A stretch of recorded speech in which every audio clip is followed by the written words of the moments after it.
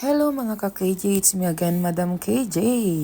Dahil wala nga pong pasok at Sabado, ay ito, yung aking anak ang nagluto ng ulam.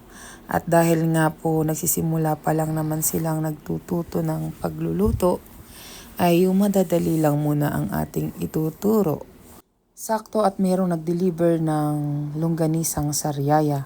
Kaya ayan, sabi ko mag-init ng tubig at saka lagay na nung longganisa. Siyempre, hindi naman ko mo sila inagluluto ay ganun lang ang gagawin. Ay di dahil nga mayroong dumi na kanilang nagawa, kailangan matutunan din nilang linisan after nila magluto, 'di ba? Or habang nagluluto. At syempre, hindi naman pwedeng ganun lang ang ulam namin at gusto ay may sabaw. Kaya meron kaming mushroom soup na lulutuin. Pero dahil nga dyan, anak ko ang nagluluto dyan. Pero habang nagluluto si Kuya Froilan, si Ate Irish naman ay tumutulong sa akin dito sa pag-aayos sa crafting station. Kasi nga inilipat na dito sa isang kwarto na dating office ng aking asawa na nalipat na ng ibang office ay doon na yung crafting. Ayan, 'di ba? Habang nagluluto ng longganisa, si Proila naman ay naghuhugas ng kaldero na paglulutuan ng soup. At dito nga ay muntika ng masunog ang bilog-bilog na longganisa. Sabi longganisa. Kaya pala longganisa kasi mahaba yun at saka tali-tali. O, di ba? At yun nga, tulad ng sinasabi ko, kailangan matuto ang ating mga anak habang bata pa para nalalaman na nila kung ano ba yung magiging buhay paglaki nila.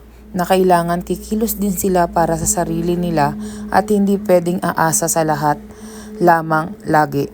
Kaya ayan, natututo naman na sila at para din pag sila ay napalayo or mag-aaral sa ibang lugar ay matututo na sila.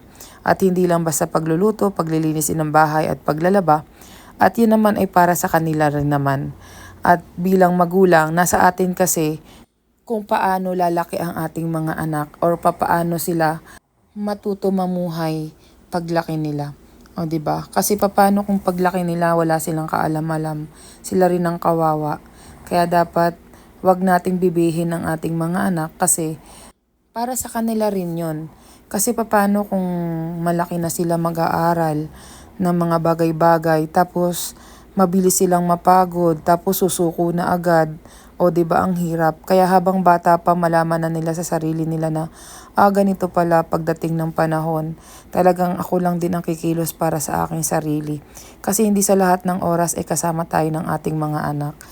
Kaya sa ating mga magulang na tayo ang nagpapalaki sa ating mga anak, ano man yung kalakihan nila or ano man yung maging ano sila sa paglaki nila, yun ay gawa din natin. Wala tayong pwedeng sisihin kundi tayo kasi tayo ang nagpapalaki sa kanila. Kaya mas piliin natin na matutunan na nila yung tama at para sa kanila. Thanks for watching. Bye!